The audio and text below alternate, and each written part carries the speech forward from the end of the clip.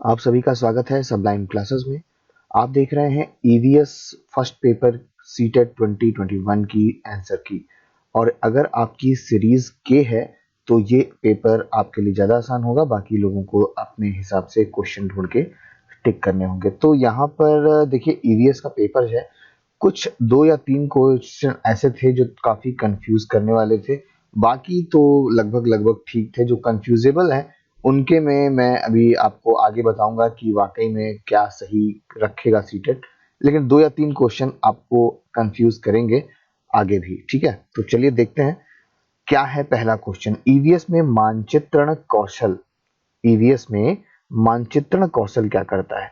तो मैं सीधे फिलहाल आपको आंसर पे ले चलूंगा और सीधे जो आंसर है वो है दूसरा, स्थानों के सापेक्ष स्थिति को समझ विकसित करता है मानचित्रण कौशल।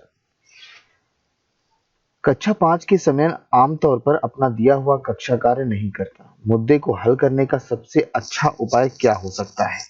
तो यहाँ पे मैं आपको बता दूं कि सबसे अच्छा जो है, जो ऑप्शन है यहाँ पर वो है 3, उसकी कठिनाई का पता लगाने और उसके अनुसार कक्षा कार्य को समायोजित करने के लिए उससे बात करें। 63 नंबर पे है, मुस्कान ने परिवहन में डीजल वाहनों का उपयोग निषिद्ध होना चाहिए विषय पर एक वाद विवाद का आयोजन किया। मुस्कान के द्वारा इस विषय पर कक्षा में वाद विवाद का आयोजन का क्या उद्देश्य होना चाहिए? तो यहाँ पर जो तीसरा ऑप्शन है वो फिलहाल सही होगा। वो पूरी तरह परिवहन में डीजल वाहनों पर प्रतिबंध लगाने की आवश्यकता पर छात्रों को संवेदनशील बनाना चाहती है।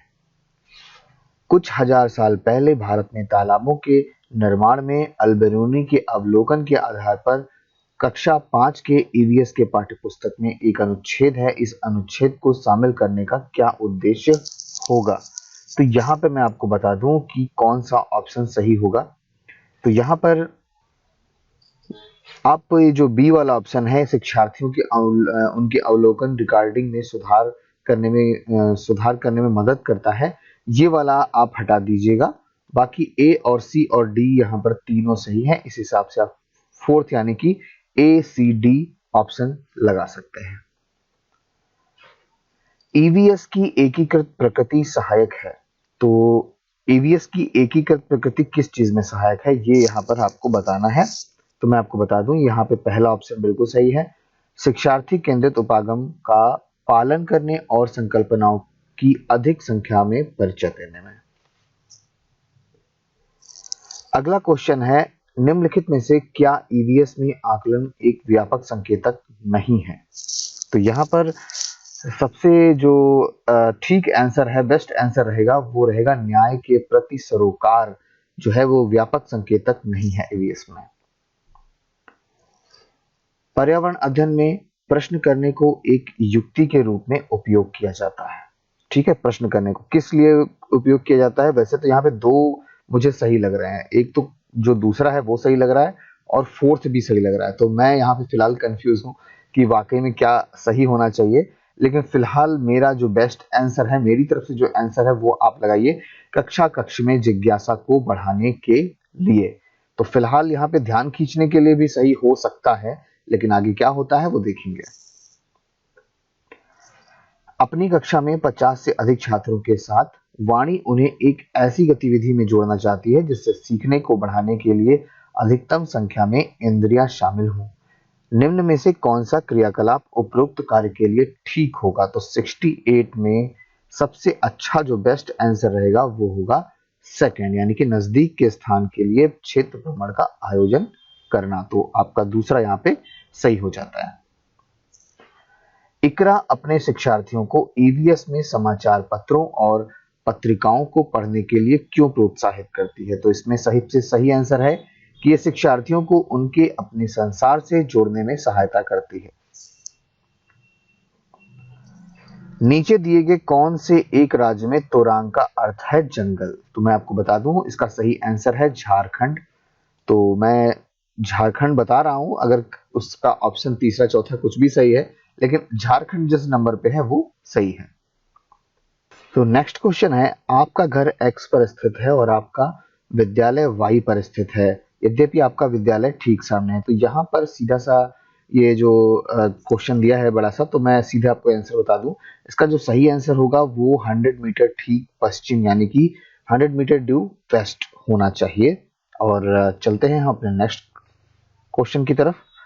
आज हम मिर्ची के बिना भोजन की कल्पना नहीं कर सकते, इसे व्यापारी हमारे देश में लाए थे। तो इस क्वेश्चन का आंसर है सही दक्षिण अमेरिका, क्योंकि सबसे पहले पुर्तगाली आए थे और वही मिर्चियां लाए थे। तो दक्षिण अमेरिका इसमें सही आंसर होगा। कोई लड़का नागरकोइल से मड़गांव जाने के लिए 4 जून 2020 को किसी रेलगाड़ी में सवार हुआ और ये रेलगाड़ी 22:30 बजे नागरकोइल से चलती है और 6 जून 2020 को 4:30 बजे मड़गांव पहुंचती है। तो इसका फिलहाल सही आंसर मैं आपको बता देता हूं। यहाँ पे इसका जो सही आंसर है वो 38.5 किलोमीटर पर आवर है। नीचे दिया गया कौन सा कथन मधुमक्खियों और छत्तों के विषय में सही नहीं है? तो यहाँ पर सही नहीं है, उसमें भी काफी कंफ्यूजन था, लेकिन फिलहाल देखते हैं। छत्ते में केवल कुछ नर मक्खियां होती हैं, ये यहाँ पर थोड़ा सा गड़बड़ है। छत्ते में केवल कुछ नर मक्खियां कहाँ होती हैं? छत्ते में तो रानी मक्खी भी होती है, श्रमिक मक्खियां भी होती हैं। तो ये चीज यहाँ पर सही नहीं होगी, इसलिए दूसरा जो है यहाँ पर फिलहाल सही हो जाता है। हमारे देश में संविधान निम्नलिखित में से किसके नेतृत्व में बनाया गया था? तो यहाँ पे सही है आंसर डॉक्टर भीमराव बाबा साहेब अम्बेडकर। पौधे के लिए किए जाने वाले नीचे दिए गए कार्यों पर विचार कीजिए। यहाँ पर काफी थोड़ा सा अजीब सा बन गया माहौल कि पानी और खनिज को अवशोषित करना।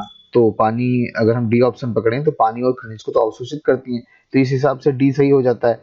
तो डी वाले में क्या है कि डी तो सही ही है, तो हम इसको काट देंगे, तीसरा वाला कट जाएगा। भोजन संचित करती हैं, तो भोजन कुछ जड़ें करती हैं, कुछ जड़ें नहीं करती हैं, तो सी तो सही है और डी और सी सही हो जाता है। इस हिसाब से ह्यूमस भी जड़ें प्रदान करती हैं और पौधों को सहारा भी देती हैं, है ना? तो सब सही हो रहा है यहाँ पर, इसीलिए थोड़ा सा कहीं ना कहीं कंफ्यूजन है कि वाकई में कौन सा लगाया जाए, क्योंकि चारों सही लग रहे हैं, पौधों को सहारा भी देती हैं जड़ें, है ना? तो फिलहाल मेरी तरफ से अगर मैं इसमें अपना बात बताऊं, क्योंकि चारों ऑप्शन यहाँ पे फिलहाल सही लग रहे हैं, तो अब चुनना तीन ही लोगों को है। तो फिलहाल हम बी और सी और डी को देते हैं, क्योंकि तीन चीजें तो होती ही होती हैं। ठीक है, तो यह चीज हम पहला ऑप्शन यहाँ पे चुन लेते हैं, ये सही है, बी, सी और डी। नेक्स्ट क्वेश्चन की तरफ जा रहे हैं। निम्नलिखित में से कौन सा एक भारत का संघ शासित प्रदेश नहीं है? तो कौन सा नहीं है? जम्मू कश्मीर पहले संघ शासित प्रदेश नहीं था, लेकिन बाद में बन गया, तो इसीलिए ये ऑप्शन में भी रखा हुआ है। लेकिन फिलहाल आपको यहाँ पर बताना है कौन सा इस समय नहीं है, तो वो है मणिपुर। ठीक है, तो मणिपुर जो है बिल्कुल सही है।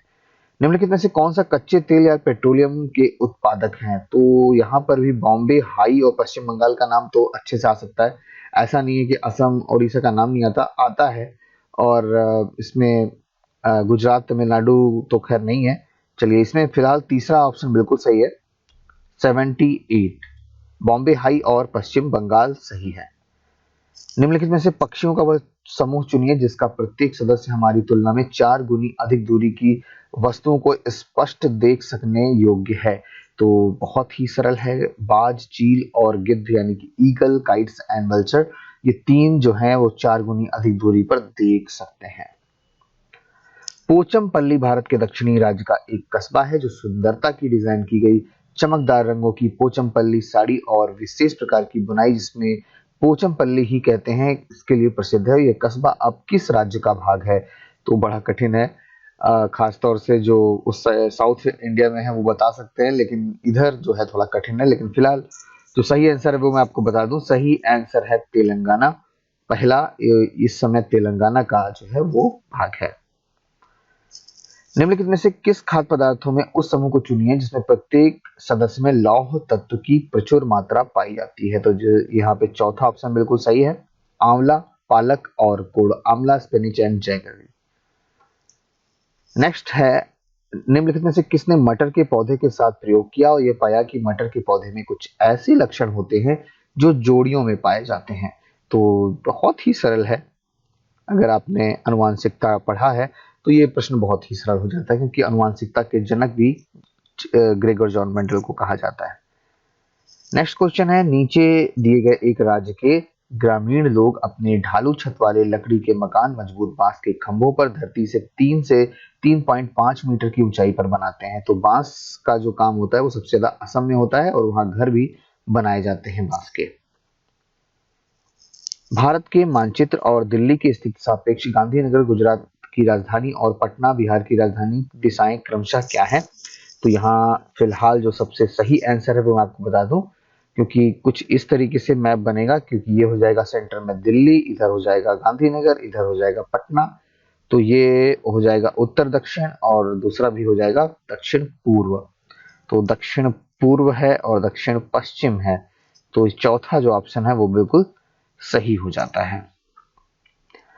आप एक एकीकृत ईवीएस कक्षा के लिए कैसे योजनाएं बनाएंगे? तो कैसे योजनाएं बनाएंगे बताइए? विज्ञान और सामाजिक विज्ञान के लिए अलग अध्यापक रखेंगे? नहीं। तो यहाँ पे फिलहाल ये सबसे सही है कि एक पाठ में 2 या अधिक विषय क्षेत्रों को मिला देंगे और आपका आंसर सही हो जाएगा, तीसरा वाला। ठीक है, जिसका भी ऑप्शन जो भी है वो मिला ले, क्योंकि हर क्वेश्चन में ऑप्शन भी अलग अलग है, तो इसीलिए मैं बता देता हूँ पढ़ के कि कौन सा सही है। निम्नलिखित में से कौन सा एनसीएफ 2005 के अनुसार ईवीएस पाठ्यक्रम में सुझाए गए 6 विषयों में से एक है? तो फिलहाल यहाँ चीजें हम बनाते हैं और करते हैं, ये ज्यादा सही है। कुछ थोड़ी सी कंफ्यूजन है, मुझे दूसरा भी सही लग रहा था, लेकिन फिलहाल बेस्ट आंसर मेरे हिसाब से पहले ही वाला है, चीजें जो हम बनाते हैं और करते हैं।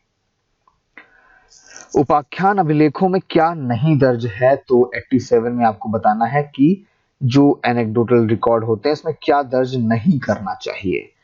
तो यहाँ पर भी थोड़ा सा जो है कंफ्यूजन है, क्योंकि मुझे लगता है कि निर्णय करने वाले कथनों को लिखना, ये थोड़ा सा लगता है कि ये भी सही है। मुख्य रूप से समस्याग्रस्त स्थितियों की पहचान करना, ये भी सही है, और मजबूती और कमजोरियों की पहचान करना भी जरूरी होता है। तो ये सब हमें लिखना चाहिए वो जो अभिलेख होते हैं उसमें। तो उस हिसाब से कौन सा सही कहा जाए इसमें, और बच्चों की रुचियों और संबंधों आदि को भी पहचान करके लिखना होता है। तो यहाँ पर जो है थोड़ी सी कंफ्यूजन जरूर है, लेकिन फिलहाल मैं यहाँ पर दर्ज नहीं करना चाहिए उनको लिखना है, तो ऊपर वाले 2 छोड़ देते हैं, सी और डी को सही कर देते हैं 4। ठीक है, बाकी कंफ्यूजन है इस क्वेश्चन में कि एग्जैक्टली क्या होगा। ठीक है, तो अपना भी राय जरूर रखिएगा कमेंट बॉक्स में, ताकि लोगों को थोड़ा सा इसके बारे में पता चल सके। T8 नंबर है, स्मिता और शिक्षार्थियों को कार्य से संबंधित लैंगिक विषमता और रूढ़िवादी छवियों के प्रति संवेदनशील करना चाहती है। स्मिता को क्या करना चाहिए? तो मेरे हिसाब से तीसरा ऑप्शन इसमें सही होना चाहिए, रूढ़िवादी मॉडलों को छात्रों को प्रस्तुत करना चाहिए। पुनीत ने अपनी, मेरा नाम भी पुनीत ही है, तो फिलहाल सीटेट में नाम आ गया। पुनीत ने अपनी कक्षा 5 के शिक्षार्थियों को मानव शरीर की एक रूपरेखा दी और उन्हें भोजन विषय पढ़ाने से पहले पाचन तंत्र को बनाने को कहा। तो पुनीत क्या चाहता है? तो पुनीत ये चाहता है कि, पुनीत तो चाह रहे हैं कि सही सही आंसर की बना दें आपकी। तो यहाँ पे जो सही है वो फिलहाल है चौथा, पाचन से संबंधित शिक्षार्थियों के विचारों को प्राप्त करना, यानी कि elicit learners ideas about the digestion। तो चौथा ऑप्शन इसमें फिलहाल सही दिखाई दे रहा है। और आखिरी क्वेश्चन है, निम्नलिखित में से क्या संरचनात्मक आकलन के संबंध में सही नहीं है? तो कौन सा सही नहीं है, ये चीज यहाँ पे बतानी है आपको। तो इसमें रिपोर्ट कार्ड के प्रत्येक तिमाही में इसकी सूचना दी जानी चाहिए, ये जो है संबंध में सही नहीं है, इसलिए तीसरा, यानी कि रिपोर्ट के प्रत्येक तिमाही में इसकी सूचना दी जानी चाहिए, ये सही नहीं है, इसलिए तीसरा यहाँ पे सही हो जाएगा। It is to be report in every quarter of report card. तो फिलहाल ये था एक ईवीएस का आपके सामने सीटेट की आंसर की। तो सीडीपी की तो मैंने पहले ही अपलोड कर दी है, उम्मीद है आप लोगों ने देख लिया होगा। चलिए जुड़े रहिएगा सबलाइन क्लासेस से। Thank you very much.